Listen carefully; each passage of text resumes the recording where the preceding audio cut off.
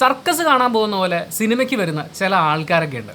അങ്ങനെ കാണേണ്ട സിനിമകൾ ഉണ്ടാവാം, ഇല്ല എന്നൊന്നും ഞാൻ പറയുന്നില്ല. പക്ഷേ എല്ലാ സിനിമയും വന്ന് ഇങ്ങനെ അലമ്പാക്കാൻ തുടങ്ങിക്കഴിഞ്ഞാൽ അത് ഇച്ചിരി സങ്കടമുള്ള കാര്യമാണ്. എനിക്ക് അതിനെക്കുറിച്ച് വളരെ ഡീറ്റെയിൽ ആയിട്ട് പറയണമെന്നുണ്ട്.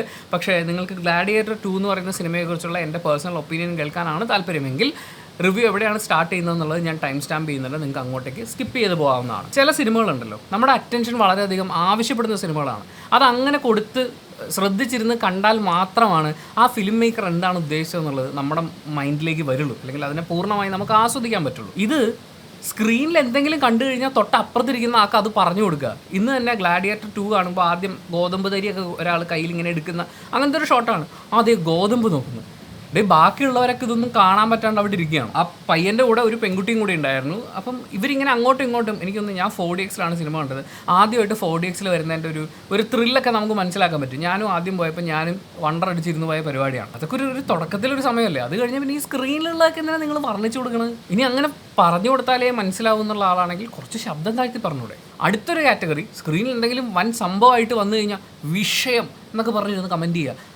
ആ കമൻറ്റ് എനിക്ക് കേൾക്കണ്ട. ഞാൻ 1400 രൂപയ്ക്ക് ടിക്കറ്റ് എടുത്ത് അവിടെ ഇരിക്കുന്നത് നിങ്ങൾ ഇതിന് കമൻട്രി പറയുന്നത് കേൾക്കാനല്ല, സിനിമ കാണാൻ വേണ്ടിയിട്ടാണ്. പെട്ടെന്ന് ഉണ്ടാകുന്നൊരു സംഭവത്തിൽ ഓഡിയൻസിന് മുഴുവൻ ഉണ്ടാകുന്ന ഒരു റിയാക്ഷൻ പരിപാടിയൊക്കെ നമുക്ക് മനസ്സിലാക്കാൻ പറ്റും. പക്ഷെ ഇത് ഭയങ്കര സംഭവമാണ്, എനിക്ക് ആ സംഭവം മനസ്സിലായി എന്ന് അടുത്തിരിക്കുന്നവനെ അറിയിക്കാൻ വേണ്ടി കാണിക്കുന്ന ഷോ ആണത്. അത് ഭയങ്കര ബോറാണ്. ഇതിനൊക്കെ പുറമെയാണ് ഫോൺ എടുത്തിട്ട് പറയടാ ഏത് അവിടെ റോമ സാമ്രാജ്യം തകരുന്നതിനെക്കുറിച്ച് ചർച്ച നടന്നുകൊണ്ടിരിക്കുകയാണ്. അപ്പോൾ ഒരുത്തൻ ഇവിടെ ഇരുന്ന് പറയടാ ഞാൻ 4DXൽ സിനിമ കാണാം. കുറച്ച് നേരം ഞാൻ ക്ഷമിച്ച്, അത് കഴിഞ്ഞ് ഞാൻ പുറകോട്ട് നോക്കി ആക്ഷൻ കാണിക്കേണ്ടി വന്നു. മോനെ നിർത്ത്. ഈ ഗ്ലാഡിയേറ്റർ 2 എന്നുള്ള പേര് കേൾക്കുമ്പോൾ, ഇതിൻ്റെ ട്രെയിലറിലുള്ള കുറച്ച് ആക്ഷൻ സീക്വൻസ് കാണുമ്പോൾ, അല്ലെങ്കിൽ ഒറിജിനൽ ഗ്ലാഡിയേറ്ററിലെ ഫൈറ്റ് സീക്വൻസുകൾ മാത്രം കണ്ട് പരിചയിച്ചിട്ട് ഈ പടം ഇങ്ങനത്തെ ഒരു പടമായിരിക്കും എന്ന് വിചാരിച്ച് വരുന്ന കുറച്ച് ആളുകൾ തിയേറ്ററിലുണ്ടായിരുന്നു. സംഭവം ശരിയാണ്, ഇതിലെ ഫൈറ്റ് സീക്വൻസ് ഒക്കെ നല്ല എപ്പിക് ലെവലിൽ തന്നെ അവർ ചെയ്യുന്നുണ്ട്. പക്ഷേ ഇതിൽ കുറച്ച് പൊളിറ്റിക്സും കൂടിയുണ്ട്. അതും കൂടി നമ്മൾ ശ്രദ്ധിച്ച് ആ ഡയലോഗുകളൊക്കെ കേൾക്കണം, ആ സിറ്റുവേഷൻ എന്താണെന്ന് മനസ്സിലാക്കണം. അങ്ങനെ വരുമ്പോഴാണ് ഇതിനെ ഒരു മുഴുവൻ സിനിമ എന്നുള്ള രീതിയിൽ നമുക്ക് എൻജോയ് ചെയ്യാൻ പറ്റുള്ളൂ. ഗ്ലാഡിയേറ്റർ 2 എന്നെ സംബന്ധിച്ച് ഞാൻ വളരെയധികം എൻജോയ് ചെയ്ത സിനിമയാണ്. ഈ പറയുന്ന പ്രശ്നങ്ങളൊക്കെ നേരിട്ട് സിനിമയുടെ തുടക്കം എനിക്ക് വല്ലാത്ത ഇറിറ്റേഷൻ ഉണ്ടായിരുന്നു. But still I enjoyed the movie. സിനിമയ്ക്ക് അകത്തായിരുന്നു എന്ന് വേണമെങ്കിൽ പറയാം. കാര്യം ഇതിലത്തെ ആ സിറ്റുവേഷനൊക്കെ നമ്മുടെ റിയാലിറ്റിയിൽ നിന്ന് വിട്ടിട്ട് അതെങ്ങനെയാണല്ലേ, അയ്യോ അതപ്പോൾ അങ്ങനെയാവോ ഇങ്ങനെയാവോ എന്നുള്ളൊരു ചിന്തയിലേക്ക് നമ്മളെ കൊണ്ട് എത്തിക്കാൻ പറ്റുന്ന ഒരു ഗംഭീര മേക്കിംഗ് ആ സിനിമയ്ക്കുണ്ട്. പക്ഷേ സിനിമ കഴിഞ്ഞ് പുറത്തിറങ്ങി ഞാൻ നിങ്ങളോട് അഭിപ്രായം പറയണമല്ലോ. അപ്പോൾ അതിന് വേണ്ടിയിട്ട് ഞാൻ ഈ പേനയും പേപ്പറും എടുത്ത് പോയിൻറ്റ്സ് നോട്ട് ചെയ്യാൻ തുടങ്ങിയപ്പോൾ ഗ്ലാഡിയേറ്റർ 1 കമ്പയർ ചെയ്യുമ്പോൾ അത്രയും പോരാ. ഗ്ലാഡിയേറ്റർ 1 ഇങ്ങനെ നോക്കുമ്പോൾ ഇതുപോരാ അതുപോരാ എന്ന് പറയുന്ന ഒരുപാട് കാര്യങ്ങൾ. ഗ്ലാഡിയേറ്റർ എന്ന് പറയുന്നത് ഒരു എപ്പിക് പരിപാടിയാണ്. ആ സിനിമയുമായി ഒരു തരത്തിലും കമ്പയർ ചെയ്യാൻ പറ്റാത്ത ഒരു സിനിമയാണ് ഗ്ലാഡിയേറ്റർ 2. പക്ഷേ ഗ്ലാഡിയേറ്റർ 2 എന്ന് പറയുന്ന ഈ സിനിമയെ ഇതിൻ്റെ ഒരു സെഗ്മെൻറ്റിൽ നമ്മൾ എടുത്തു വെച്ച് നോക്കുകയാണെങ്കിൽ വളരെ നല്ല രീതിയിൽ തന്നെ ഉണ്ടാക്കപ്പെട്ടിട്ടുള്ള ഒരു സിനിമയാണ്. ചുരുങ്ങിയ വാക്കുകളിൽ പറഞ്ഞാൽ I felt good but not great. ഇപ്പോൾ ഗ്ലാഡിയേറ്റർ സിനിമ ആദ്യത്തെ പാർട്ട് അത് നമ്മൾ കണ്ട് കഴിയുമ്പോൾ സിനിമയിലുടനീളം സഞ്ചരിച്ച് നമ്മുടെ ഉള്ളിൽ വലുതായി വരുന്ന ക്യാരക്ടറുണ്ട്.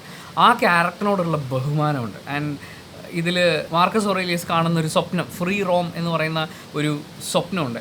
ആ സ്വപ്നത്തിൻ്റെ ഒരു വൻ സംഭവമൊക്കെ സിനിമ കഴിയുമ്പോൾ നമ്മുടെ ഉള്ളിലും ഉണ്ടായി വരുന്നുണ്ട്. അതുപോലെ ഇമോഷണൽ കണക്റ്റ് എന്ന് പറയുന്നത് ഗംഭീരമാണ്. ആ സിനിമ വേറെ ലെവലിൽ എന്നെ ഇമ്പാക്റ്റ് ചെയ്തിട്ടുള്ളൊരു സിനിമയാണ്. ഫൈറ്റ് രംഗങ്ങൾ, വിഷ്വൽസ്, ആ കാലഘട്ടത്തിനെ കൂടി പരിഗണിച്ച് നോക്കുമ്പോൾ അതിഗംഭീരമായിട്ട്, എന്താ പറയുക, സ്പെക്ടാക്കുലർ എന്നൊക്കെ നമ്മൾ പറയില്ല, എനിക്ക് അങ്ങനെയുള്ള വേർഡ്സൊക്കെയാണ് യൂസ് ചെയ്യാൻ തോന്നുന്നത്. അത്ര ഗംഭീരമായിട്ടുള്ളൊരു വർക്ക് തന്നെയായിരുന്നു ഗ്ലാഡിയേറ്റർ. ആ ഗ്ലാഡിയേറ്ററുമായി ഈ സിനിമ കമ്പയർ ചെയ്ത് വരുമ്പോൾ സിനിമ പോരാ എന്ന് തോന്നും. പക്ഷേ actually it's A good movie. അച്ഛൻ്റെയും അപ്പൂപ്പൻ്റെയും ഒരു വിഷൻ ആണ് എൻ്റെയും ലക്ഷ്യം എന്നുള്ള രീതിയിൽ പറഞ്ഞു പോകുന്ന കഥാനായകനെ നമ്മൾ കാണുന്നുണ്ട്. പിന്നെ മുൻ സിനിമയിലെ ചില കഥാപാത്രങ്ങൾ വരുന്നുണ്ട്. അത് നിങ്ങൾക്ക് ഗ്ലാഡിയേറ്റർ കണ്ടിട്ടുണ്ടെങ്കിൽ മനസ്സിലാവും. ഞാൻ പറയുന്നത് ഗ്ലാഡിയേറ്റർ കണ്ടിട്ട് ഈ സിനിമ കണ്ടു കഴിഞ്ഞാലാണ് കുറച്ചും കൂടി അവിടെ ഇവിടെയായിട്ട് നമുക്ക് മനസ്സിലാവുള്ളൂ. അപ്പോൾ ഇങ്ങനെ മുൻപത്തെ ഒരു വിഷനെയും മുൻപത്തെ ഒരു ഫൈറ്റിനെയും ഒക്കെ ഇടയ്ക്കിടയ്ക്ക് ഇങ്ങനെ ഓർമ്മിപ്പിച്ചുകൊണ്ട് പോകുന്ന ആ ഒരു പാറ്റേണിലാണുള്ളത്. ഈ സിനിമയ്ക്ക് ഇതിൻ്റേതായിട്ടുള്ളൊരു അസ്തിത്വം അവകാശപ്പെടാനുണ്ടോ എന്ന് ചോദിച്ചു കഴിഞ്ഞാൽ എനിക്ക് അത്ര ഗംഭീരമായിട്ട് തോന്നിയില്ല. അതേപോലെ തന്നെ സിനിമയിലുടനീളം നമ്മുടെ ഹൃദയത്തിൽ ഇങ്ങനെ വളർന്നു വലുതായി വരുന്നൊരു ക്യാരക്ടർ അങ്ങനെയൊന്നും ഈ സിനിമയിൽ എനിക്ക് ഫീൽ ചെയ്തിട്ടില്ലായിരുന്നു. പക്ഷേ മുൻപുണ്ടായിരുന്ന ആ ക്യാരക്ടേഴ്സിനെ വളരെ നല്ല രീതിയിൽ പോർട്രേ ചെയ്ത് നമ്മുടെ ഉള്ളിൽ അങ്ങനെ കൊണ്ടുവന്ന് നിർത്തിച്ച് അതിൻ്റെ പുറത്ത് സിനിമ വളരെ രസമായിട്ട് ചെയ്തിട്ടുണ്ട്. ഫൈറ്റ് രംഗങ്ങൾ മികച്ച രീതിയിൽ തന്നെ വന്നിട്ടുണ്ട്. അതിൽ ഈ വെള്ളം കെട്ടി നിറച്ചിട്ടുള്ള ഒരു പരിപാടി അവർ ചെയ്തിട്ടുണ്ടായിരുന്നു. അവിടെ മാത്രം എനിക്ക് VFX ഈ സിനിമ ആവശ്യപ്പെടുന്ന ഒരു ലെവലിൽ വന്നിട്ടില്ല എന്ന് തോന്നി. പിന്നെ ഈ സിനിമയിലെ പൊളിറ്റിക്സിലേക്ക് വരുമ്പോൾ ഇതിൻ്റെ പിന്നണിയിൽ നടക്കുന്ന പണികൾ നമ്മളെടുത്ത് നോക്കുകയാണെങ്കിൽ നേരത്തെ പറഞ്ഞ പോലെ നന്നായി ചെയ്തിട്ടുണ്ട്. പക്ഷേ മുൻ സിനിമയെ അപേക്ഷിച്ച് നോക്കുമ്പോൾ അതിലതെന്തോ ഒരു വേറൊരു ലെവലിൽ ചെയ്തിട്ടുണ്ട് എന്ന് പറയുന്ന ഒരു ഫീലാണ്. ഇവിടെ വരുമ്പോൾ അത് വളരെ പ്ലെയിൻ ആയി പോയ പോലെ തോന്നി. പിന്നെ സിനിമ കണ്ടുകൊണ്ടിരുന്നപ്പോൾ ഞാൻ നേരിട്ട മറ്റൊരു പ്രശ്നം എന്ന് പറയുന്നത്, ഇവിടെ എറണാകുളത്ത് PVRൽ 4DXലാണ് ഞാൻ സിനിമ കാണുന്നത്, ലുലുവിൽ. വളരെ മോശം സ്ക്രീനായിരുന്നു, അതോ സിനിമയുടെ പ്രിൻ്റ് മോശമായതാണോ എന്ന് എനിക്കറിയില്ല. ഭയങ്കര ഡാർക്കായിരുന്നു, ലൈറ്റ് വളരെയധികം കുറഞ്ഞിട്ട്. അങ്ങനെ അവർ സിനിമയുടെ ഔട്ട് എടുക്കുമെന്ന് എനിക്ക് തോന്നുന്നില്ല. സ്ക്രീനിൻ്റെ കുഴപ്പമായിരുന്നിരിക്കണം.